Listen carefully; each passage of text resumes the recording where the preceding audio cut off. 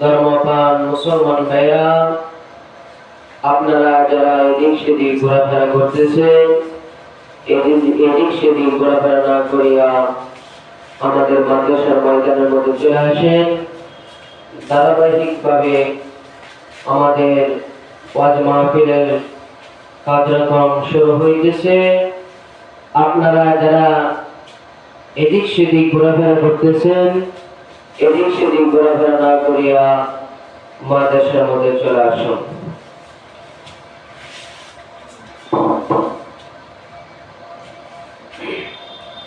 আসসালামু আলাইকুম ওয়া রাহমাতুল্লাহি ওয়া বারাকাতুহু।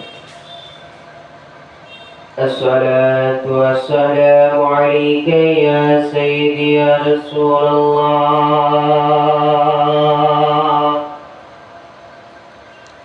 الصلاة والسلام عليك يا سيدي يا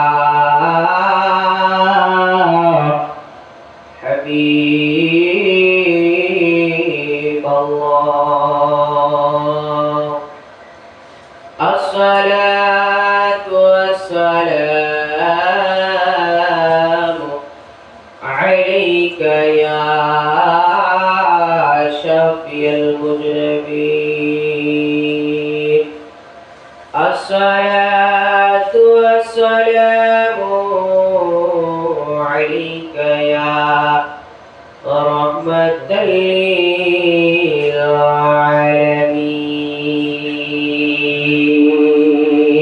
للعالمين. والصلاة والسلام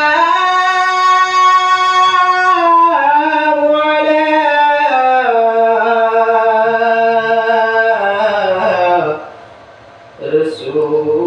رسوله الكريم. ونشهد أن لا إله إلا الله سيدنا ونبينا وشفيع المذنبين.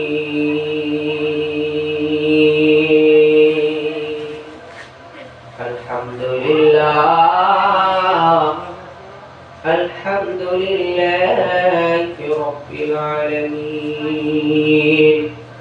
والصلاة والسلام على سيد المرسلين ولا ند له أجرا إن أرسله بالحق بشيرا ونذيرا وداعيا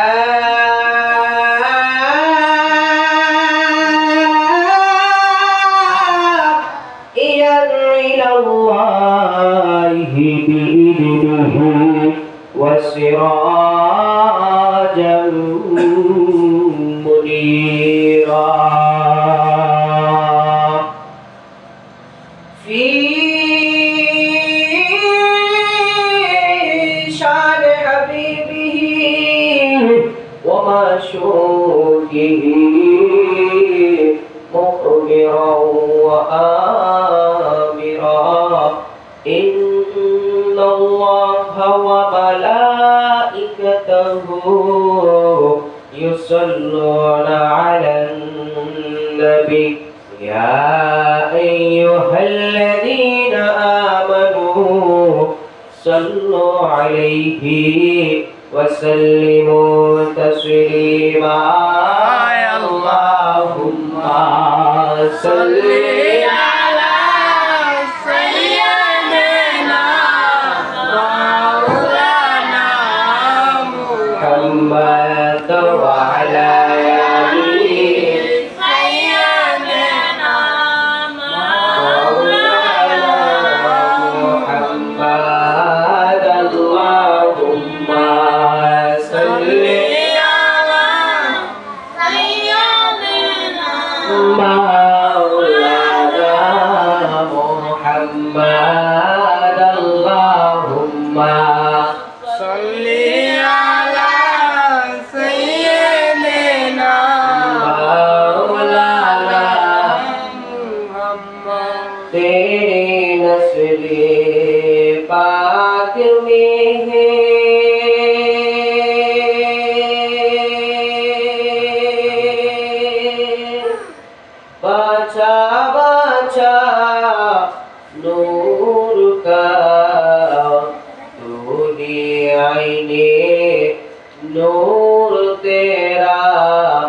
सबगरहा दूर का अल्लाहुम्मा सल्ली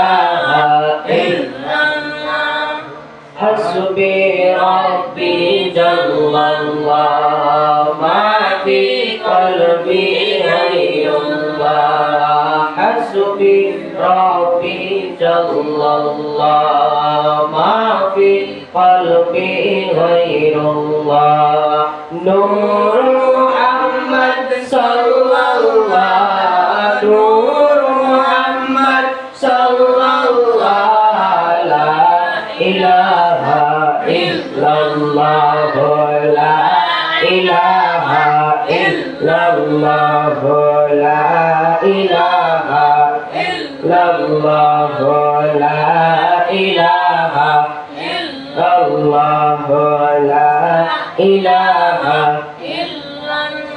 বহু দূরে মদিনায় আমরা কেমনে যাব জানি না আল্লাহ বহু দূরে মদিনায় আমরা কেমনে যাব জানি না দয়াল আল্লাহ দয়া করো দয়াল আল্লাহ দয়া করো যাইতাম সোনার মদিনা লা ইলাহা ইল্লাল্লাহ লা ইলাহা ইল্লাল্লাহ লা ইলাহা ইল্লাল্লাহ লা ইলাহা ইল্লাল্লাহ লা ইলাহা ইল্লাল্লাহ লা ইলাহা ইল্লাল্লাহ লা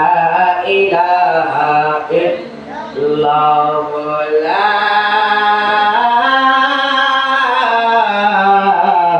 ইলাহা ইল্লাল্লাহ মুহাম্মাদুর রাসূলুল্লাহ সাল্লাল্লাহু আলাইহি ওয়াসাল্লাম আলহামদুলিল্লাহ আল্লাহ পাক রব্বুল আলামিনের দরবারে লাখ কোটি শুকরিয়া জ্ঞাপন করি যে রব্বুল আলামিন আল্লাহ পাক রব্বুল আলামিন আপনাকে আমাকে অত্যন্ত মায়া করে অত্যন্ত মহব্বত করে আল্লাহর ঘর আসার এবং বসার তৌফিক প্রদান করেছেন আল্লাহ এবং আল্লাহ রাসূলের আলোচনা শোনার তৌফিক প্রদান করেছেন সকলে বলেন আলহামদুলিল্লাহ আজকে এই জান্নাতের বাগানের মধ্যে আমরা যারা উপস্থিত হয়েছি আমরা খুশি না বেজা খুশি কেমন ধরনের খুশি হওয়া দরকার যে আল্লাহ রাব্বুল আলামিন ঘোষণা করেছেন যে যারা ভালো কাজের মধ্যে নিয়ত করে এবং ভালো কাজের জন্য যাওয়ার জন্য প্রস্তুতি নেয় আমি আল্লাহ রাব্বুল আলামিন তখন থেকে তার পিছনের গুনাহগুলি maaf করে দেই কথা সুবহানাল্লাহ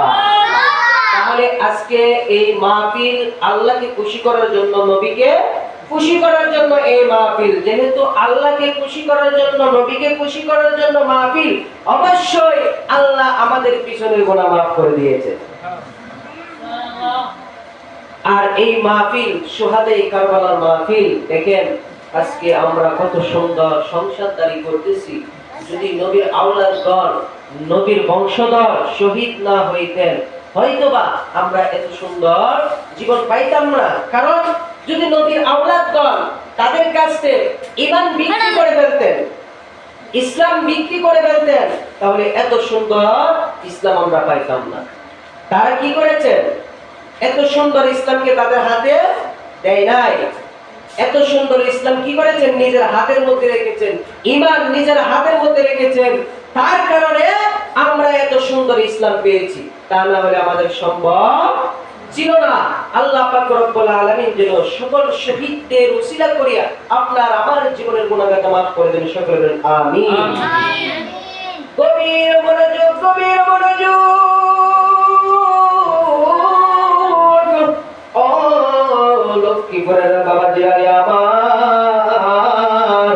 আমার আল্লাহ পাক রব্বুল আলামিন এই দুনিয়ার মধ্যে পাঠাইছে একটাই মাত্র কারণ, আল্লাহ এবং আল্লাহ রাসূলের গোলামি করার জন্য, আল্লাহকে স্মরণ করার জন্য, আল্লাহকে মানার জন্য, আল্লাহর কথা শোনার জন্য, আল্লাহর হুকুম শোনার জন্য, আল্লাহর হুকুম মানার জন্য। আজকে মুসলমানের ঘরে জন্ম হয়ে আমরা কয়জন আল্লাহকে মানতেছি? আমরা কয়জন আল্লাহর কথা মানতেছি? আমরা কয়জন নামাজ পড়তেছি? আমরা কয়জন আল্লাহর জিকির করতেছি? শতকরা একজন দুইজন পাওয়া যায় না, এটাও সন্দেহ আছে। কথা কোন ঠিক না বেঠিক? আল্লাহওয়ালা ব্যক্তি পাওয়া যায় না, নবীওয়ালা ব্যক্তি পাওয়া যায় না। একটাই মাত্র কারণ, যে বর্তমানে যে সমাজটা হয়ে গেছে, যে বাংলাদেশের পরিস্থিতি হয়ে গেছে, আমি বলবো শুধু যাদের গার্জেন আছে তাদের জন্য আল্লাহওয়ালা হইতে পারে না। আল্লাহ রাব্বুল আলামিন পবিত্র কুরআনুল কারীমের মধ্যে ইরশাদ করেছেন নামাজ পড়ার জন্য যখন 7 বছর হয়ে যায় নামাজের কথা তালাক দেওয়ার জন্য, যখন 12 বছর হয়ে যায় আল্লাহ বলেন যদি নামাজের জন্য পিটাইতে হয়, নামাজের জন্য বেতের আঘাত করতে হয় তাও করবা, কিন্তু তাদেরকে নামাজের থেকে বিরত রাখো না, তাদেরকে মসজিদের মধ্যে পাঠিয়ে দাও নামাজ পড়ার জন্য। আজকে 11 বছর 12 বছর পার হয়ে যায়, 13 বছর পার হয়ে যায়, 24 বছর পার হয়ে যায়, আব্বা আম্মার কাছে কোন মানুষ নামাজের তাকবীর পায় না, নামাজের কথা পায় না, নামাজ পড়ার জন্য মা বাবা গার্জেন কিছু বলে না। আমি বলবো যদি গার্জেন ঠিক হইতো সন্তান অবশ্যই ঠিক হইতো। আগে গার্জেনের দোষ, তারপরে কি ছেলের দোষ। ওরে যুবক ভাইয়েরা বন্ধুরা আমার গভীর মনোযোগ, গভীর মনোযোগ।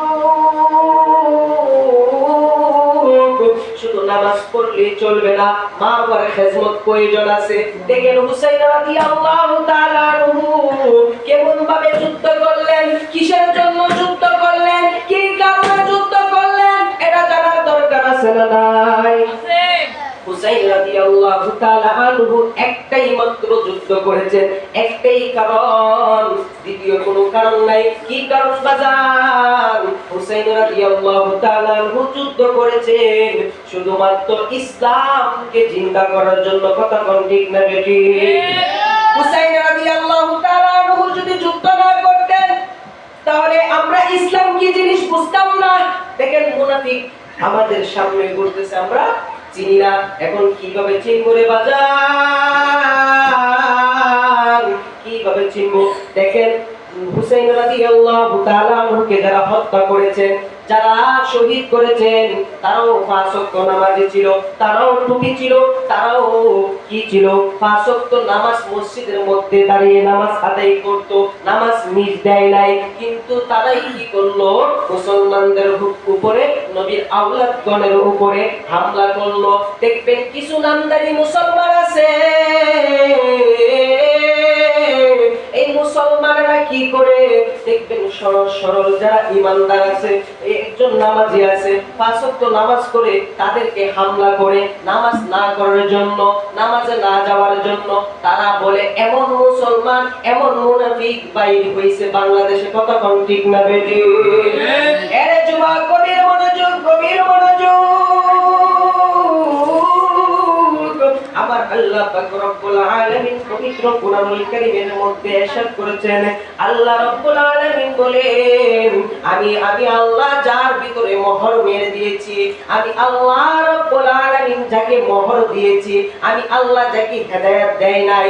দুনিয়ার আলেম ওলামারা যত আলেম, বড় আলেম হোক না কেন, দুনিয়ার যত মুহাদ্দিস হোক না কেন, যত বড় আলেম হোক না কেন, যদি আমি আল্লাহ মোহর মেরে থাকি, সেই ব্যক্তিকে কোনো মুহাদ্দিস বুঝাইয়া পারবে না, কারণ আমি আল্লাহ মোহর মেরে দিয়েছি। দেখেন আজকে সমাজের মধ্যে অনেক মানুষ আছে, যখন আমরা নামাজের কথা বলি, আমরা রোজার কথা বলি, নামাজে আসার জন্য বলি, আমাদেরকে বলে এখনো তো নামাজের সময় হয় নাই, যদি সময় হয়ে যায় তাহলে নামাজে যাব।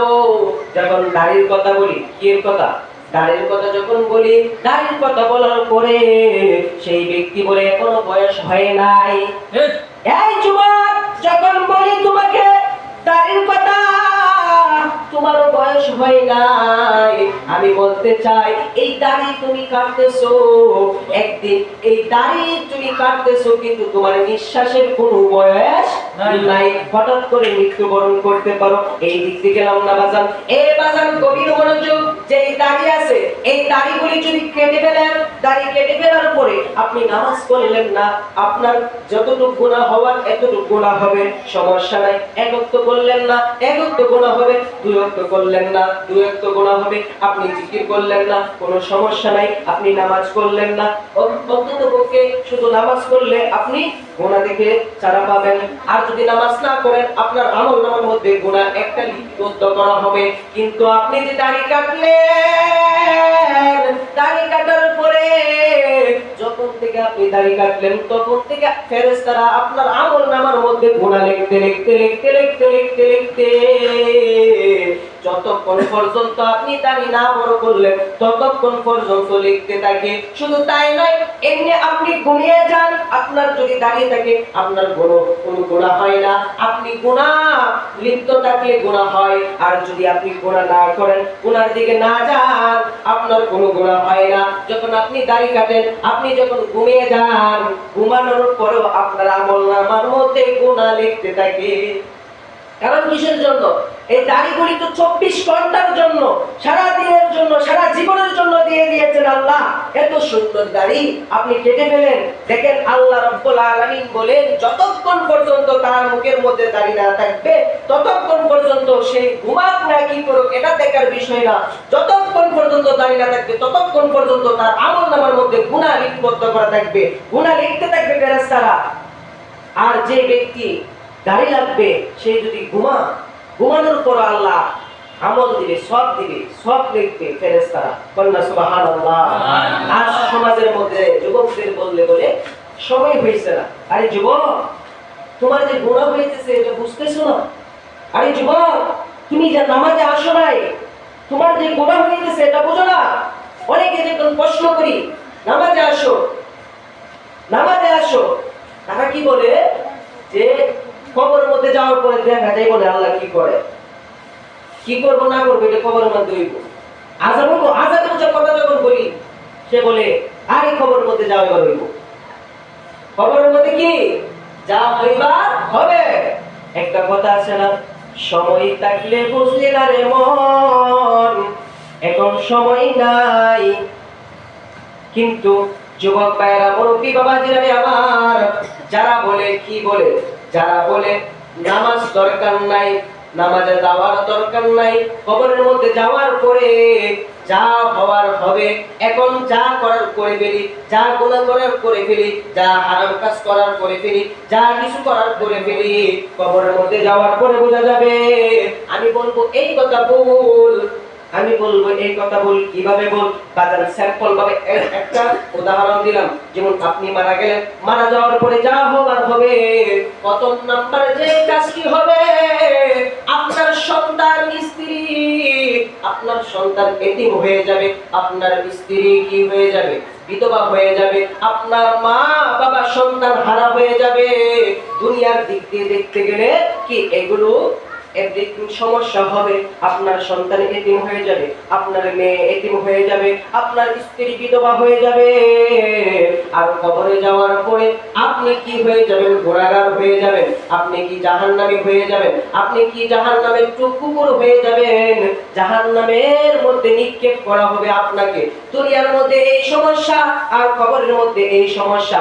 দেখেন তো, এখন আপনি কি আপনাদের মেয়েদেরকে, আপনার ছেলেদেরকে জাহান্নামী বানাই বানাইতে চান নাকি জান্নাতি বানাতে চান? যদি জান্নাতি বানাইতে চান তাহলে চলে আসেন 5 ওয়াক্ত নামাজে, তাহলে চলে আসেন মসজিদের দিক দিয়ে। যদি জান্নাতি বানাইতে চান কোরআন তেলাওয়াত করেন। যদি জান্নাতি বানাইতে চান ছেলে মেয়েদেরকে পদ্মানিশীন বানান, ছেলেদেরকে শিক্ষা কোরআন শিক্ষা দেন, কোরআন শিক্ষা, নামাজের শিক্ষা, হাদিসের শিক্ষা দেন।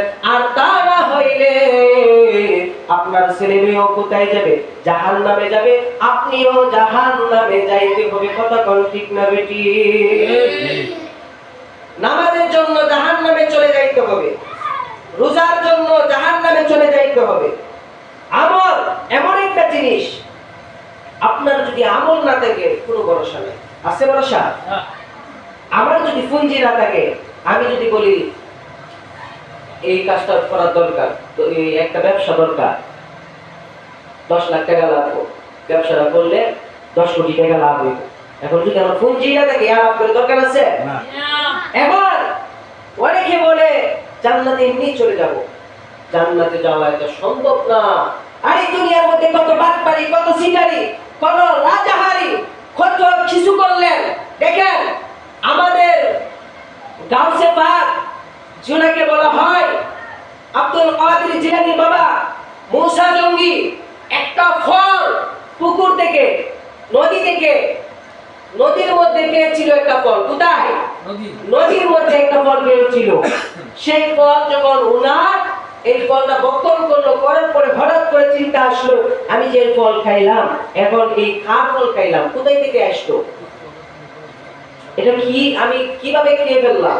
এটার জবাব তো আমি আল্লাহ যখন জিজ্ঞেস করবে কাল হাসরের ময়দানের মধ্যে, তুমি এই ফল কোথায় থেকে পাইলা, কার ফল খাইলা, আল্লাহ যদি জিজ্ঞেস করে আমি মুসা জঙ্গি কোনো জবাব দিতে পারবো না, কিছু বলতে পারবো না।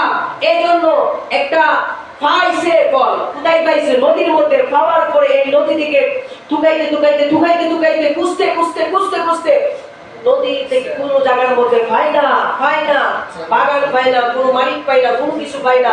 খুঁজতে খুঁজতে খুঁজতে খুঁজতে খুঁজতে খুঁজতে এক জঙ্গলের মধ্যে গেল। যাওয়ার পরে দেখে একটা বাগান। এই বাগানের মধ্যে দেখা যায় নদী থেকে, এই বাগান থেকে আপেলগুলি পড়তেছে আর নদীতে ভাসে যাইতেছে। এই জায়গার পরে চিন্তা করলো নিশ্চিত এই বাগান থেকে গেছে, নিশ্চিত এই বাগান থেকে কি হয়েছে, এই ফলটা গিয়েছে, নিশ্চিত এই বাগান থেকে গিয়েছে। এই বাগান থেকে দাবি ছাড়াইতে হবে। দাবি চালানোর জন্য কত কষ্ট করলো, কত কিছু করলো, খামলা দিল এই বাগানের মালিকের কাছে। কিন্তু আজকে দেখা যায় মানুষের ফল আমরা নিজে চুরি করি। যুবকরা শুনে যাও, আজকে দেখা গেল আমরা নিজে চুরি করি মানুষের কাছের ফল, কাঁঠাল, কত কিছু চুরি করি। এটা তো বাটপাড়ি সিটারির অভাব নাই, কত রকমের, কত সিস্টেমের। তাদের কাছে মানে সিস্টেমের অভাব নাই, চুরি করা সিস্টেমের অভাব নাই। তারা চুরি করবে, কত কিছু করবে, অভাব নাই। দেখেন একটা ফলের জন্য উনি কত কষ্ট করলেন, আর আমরা হাজার হাজার মানুষের হক মেরে খাইতেছি। আমরা তো কোনো একটা কষ্ট করলাম না, 2 রাকাত নামাজ পড়লাম না, আল্লাহ এই কাজটা করার জন্য আর 2 রাকাত নামাজ পড়লাম, আল্লাহ তুমি মাফ করে দাও, এই কথা আমরা কখনো বলি না। দেখেন আল্লাহ কত সহজ করে দিয়েছেন। বান্দা তুমি যদি দুনিয়ার মানুষের কাছ থেকে হক মেরেছো, এই হক যদি তুমি বান্দার কাছে মাফ না চাইতে পারো, তুমি নামাজে চলে আসো। তুমি যদি মসজিদের মধ্যে নামাজে যাওয়ার পরে মানুষ যদি তোমাকে মনে করে খারাপ, তুমি যদি সম্মানের জন্য মসজিদে না যাইতে পারো, তুমি ঘরে বসে যাও যাই নামাজের মধ্যে। যদি ঘরের মধ্যে স্ত্রীর জন্য, সন্তানের জন্য নামাজের মধ্যে দাঁড়ানোর পরে যদি সমস্যা হয়, তোমার নামাজের দরকার নাই, তুমি শুয়া শুয়া আল্লাহর দরবারে শুধু তওবা করো। যদি ঠিকমতো তওবা করতে পারো, আমার আল্লাহ পাক রব্বুল আলামিন এই তওবার জন্য তোমার সারা জীবনের গুনাহ মাফ করে দিবেন। আল্লাহ সুবহানাল্লাহ। আজ দেখা যায় বাটপারি সিটারি করে করে করে দুনিয়া ধ্বংস করে ফেলতেছে, আল্লাহর দরবারে মাফ চাওয়ার নামে খবর নাই। কি হয়ে যাবে?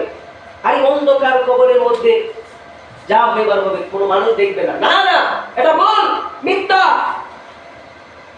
আপনি মারা যাওয়ার পরে কাল হাসরের ময়দানে যখন উঠবেন, আপনার গুনাহগুলি বলবে আর হাজার হাজার লক্ষ লক্ষ কোটি কোটি মানুষ শুনবে। আপনি লজ্জায় তাকাইতে পারবেন না। আপনি যেই দিকে তাকাবেন, ডানে তাকাবেন হাজার মানুষ, বামে তাকাবেন হাজার মানুষ, পিছনে তাকাবেন কোটি মানুষ, যেই দিকে তাকাবেন শুধু মানুষ, আপনার দিকে মানুষ তাকায় থাকবে। আল্লাহ বলবে তুমি এমন জায়গায় এমন গুনাহ করেছো, হাজার লক্ষ মানুষ দেখবে। আল্লাহ বলবেন তুমি এমন জায়গায় এমন কাজ করছো, জিনা করছো, এমন জায়গায় তুমি বাটপারি করছো, এমন জায়গায় তুমি সিটারি করছো। আল্লাহ বলবে, আর মানুষ সকলেই শুনবে, আপনি লজ্জায় তাকাইতে পারবেন না। তাহলে এই জায়গার মধ্যে কিভাবে আপনার 1 লাখ বিচার হবে? কোন মানুষের 1 লাখ বিচার হবে না। সব মানুষ কি করেছে না করেছে আল্লাহ রাব্বুল আলামিন সবার কাছে বলবে। এখনো সময় আছে যুবক, এখনো সময় আছে। চলে আসো ইসলামের দিকে, কোরআনের দিকে চলে আসো, নামাজের দিকে চলে আসো, এখনো সময় আছে।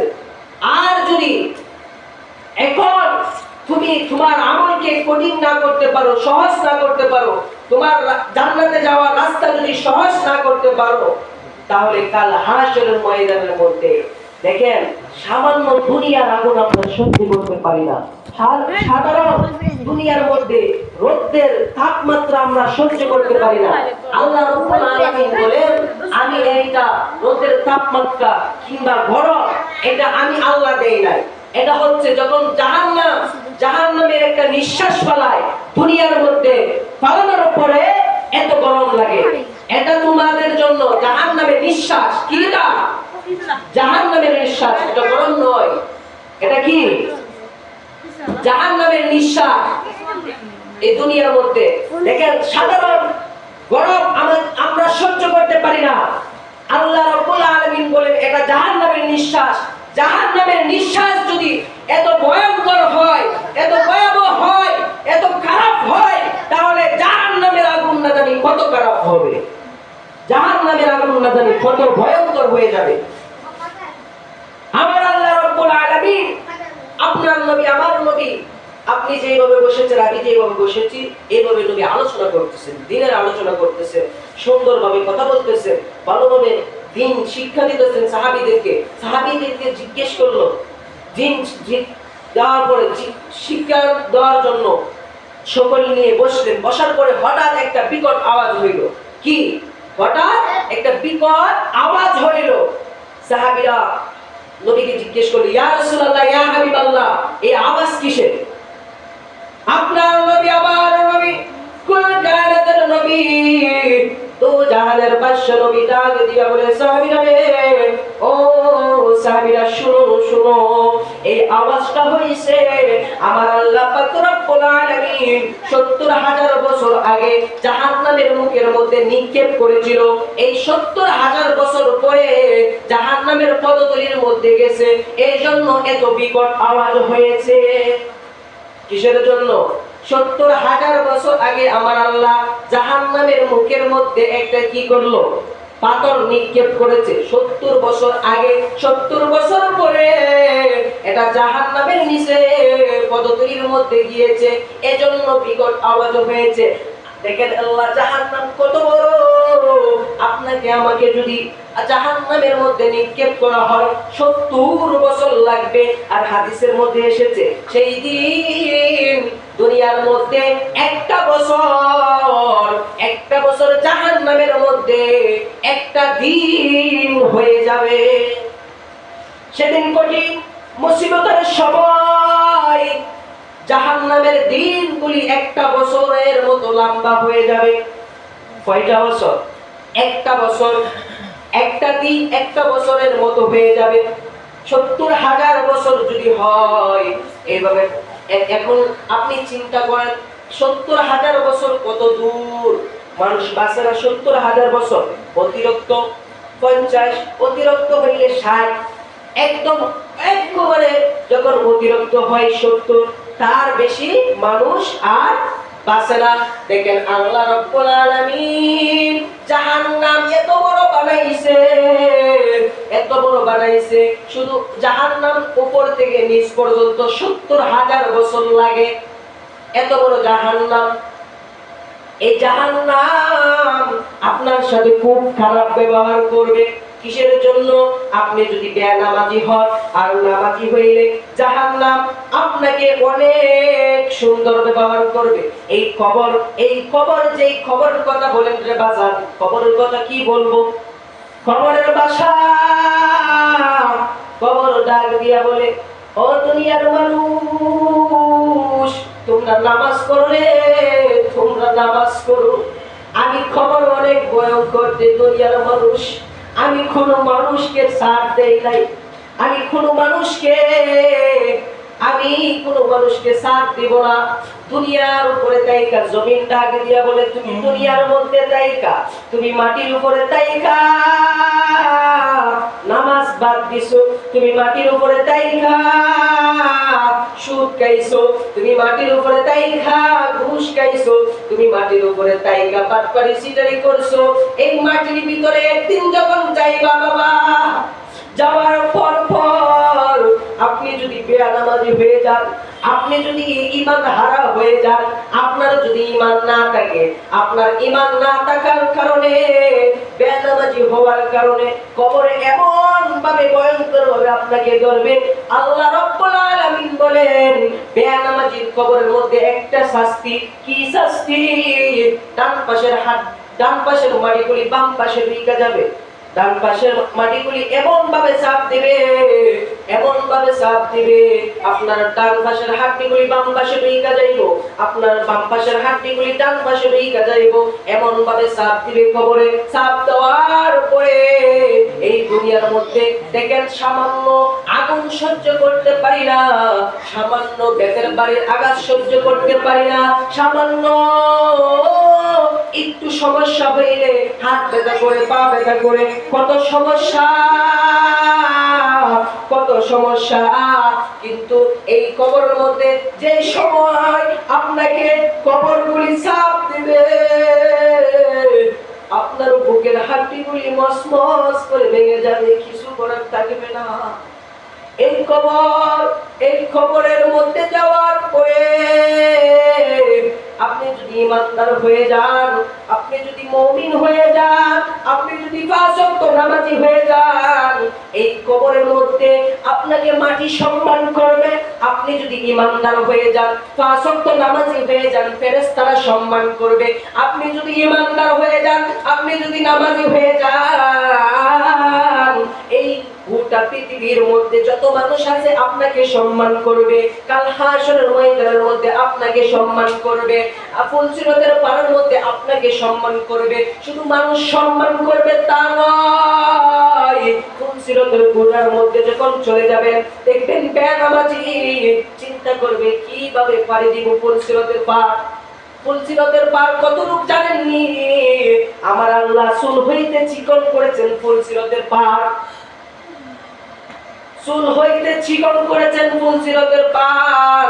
এই ফুল কিভাবে পাড়ি দিব আমাদের কাছে সম্ভব? আমার নবী বলেন, যদি ইমানদার হয়ে যাও, নামাজি হয়ে যাও, কোন দিক দিয়ে এই ফুলসিরাতের পার হইবা তুমি টের পাইবা না। আর যদি বেঈমান হয়ে যাও, বেনামাজি হয়ে যাও, বেনামাজির জন্য এই ফুলসিরাতের পার এমন বড় হয়ে যাবে, নিচে থাকবে বিচ্ছু, নিচে থাকবে সাপ, নিচে থাকবে অনেক ভয়ঙ্কর আগুন। এই নিচে থাকবে অনেক ভয়ঙ্কর আগুন, যে আগুনের তাপ এত মাত্রা, এত ভয়ঙ্কর। উপরের ফুলসিরাতের ফুলগুলি এই আগুনের তাপমাত্রার কারণে এই ফুলসিরাতের ফুল ছিঁড়ে যাবে, আপনি নিচে পড়ে যাবেন। আগুনের তাপমাত্রার কারণে এই আগুনের মধ্যে যাইতে হবে।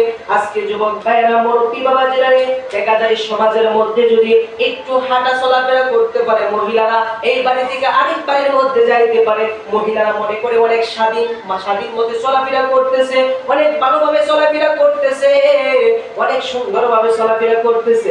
একটু জামা যদি একটু শর্ট কিনতে পারে, একটু জামা যদি শর্ট ভাবে কিনতে পারে, একটু যদি হাত পাও গুলি মানুষকে দেখাইতে পারে, সেই ব্যক্তি, সেই মহিলা মনে করে, সেই মেয়ে মনে করে দুনিয়ার মধ্যে নাকি অনেক শান্তিতে আছে। কিন্তু আমি বলতে চাই রে বাজার,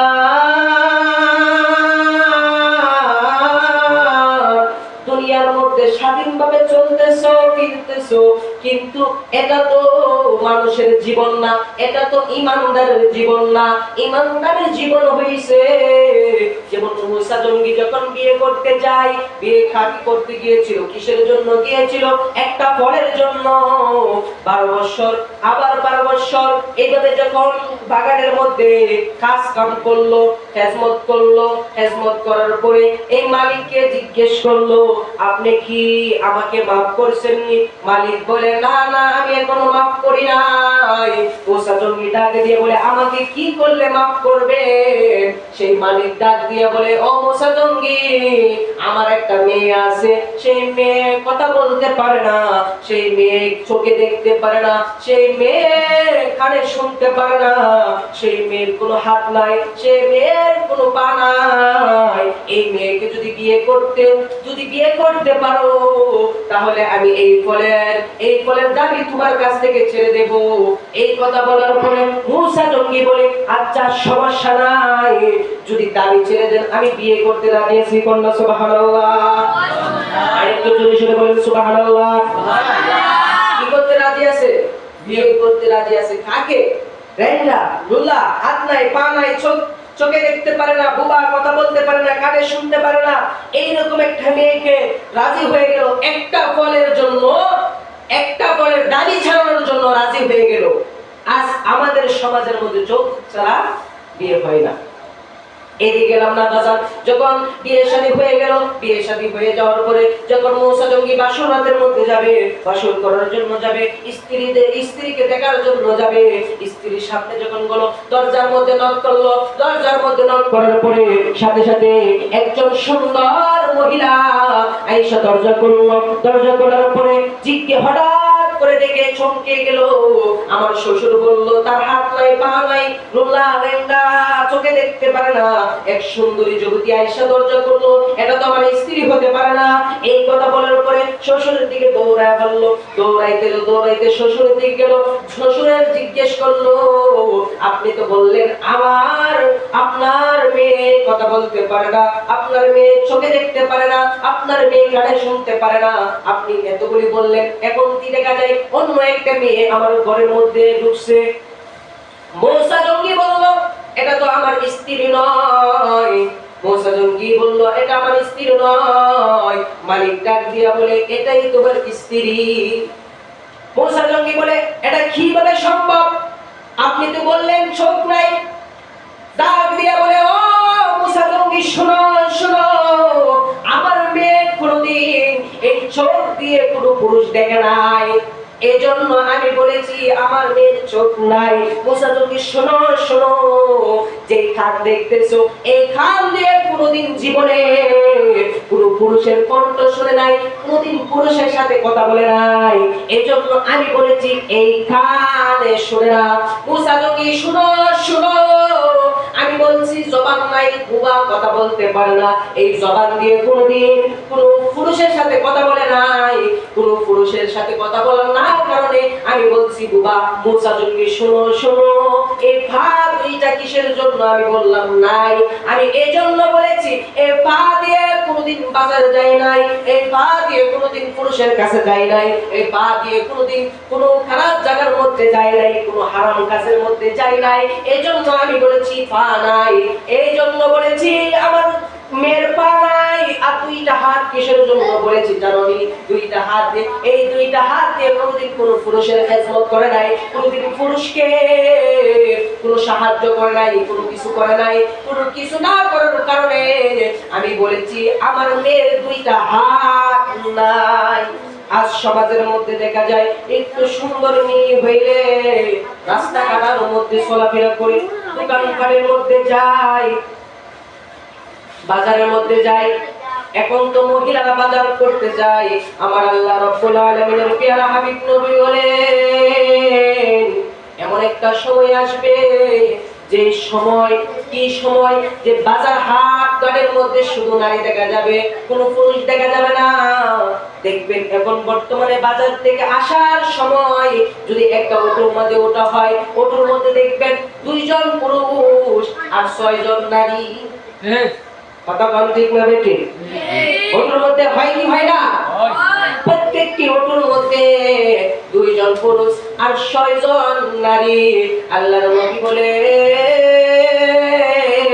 যে সব নারীগুলি বাজারে যাইবে, যে সব নারীগুলি বাজার হাট ঘাটের মধ্যে যাবে, এই সব নারীগুলি জাহান্নামী হয়ে যাবে। কারণ শয়তানের ওয়াসওয়াসা পড়তে অবশ্যই পারে, সব মানুষই পড়তে পারে। এমনি ঘরের মধ্যে যদি থাকে ভালো থাকবে, কোন শয়তানের ওয়াসওয়াসা থাকবে না। যখন বাজারের দিকে যাবে, বাজারের দিকে যাওয়ার পরে এক এক পুরুষ এক এক রকম, এক এক পুরুষ এক এক ডিজাইনের, এক এক সুন্দর দেখতে, এক একটা কম সুন্দর, এক একটা বেশি সুন্দর, এক এক জিনিস দেখা হইতে পারে সেই পুরুষের প্রতি আকৃষ্ট হয়ে যাইতে পারে, সেই পুরুষের প্রতি মায়া হয়ে যাইতে পারে। এজন্য আল্লাহ রাব্বুল আলামিন বলেন, পুরুষ ঘরের বাহিরে থাকবে আর নারী ঘরের ভিতরে থাকবে। এটা হইছে সত্যিকারের ইসলামের আইন। আজকে বাংলাদেশের মধ্যে যদি এই আইনের কথা বলতে যাই, মানুষ গ্রেফতার হয়ে যায়। এই আইনের কথা বলতে গেলে মানুষ জেলে যাইতে হয়, মার খাইতে হয়। কিসের জন্য রে বাজার? ইসলামের আইন বলতে ভালো না খারাপ? যদি এই আইনগুলি চালিত হতো, এই আইনগুলি চলতো, তাহলে ইসলামটা অনেক সুন্দর হয়ে যাইত, বাংলাদেশটা অনেক সুন্দর হয়ে যাইত। আল্লাহ পাক রব্বুল আলামিন সকলকে সঠিক বুঝ দান করুন, সকলে আমিন। আমি আর সামনের দিকে আগেলাম না। এই পর্যায়ে আপনাদের সামনে কোরআন এবং হাদিস থেকে আলোচনা নিয়ে আসছেন অত্র এলাকার মসজিদের ইমাম সাহেব হযরত মাওলানা হাফেজ রমজান আলী সাহেব। হুজুরকে আলোচনা করার জন্য বিশেষভাবে অনুরোধ করা হলো।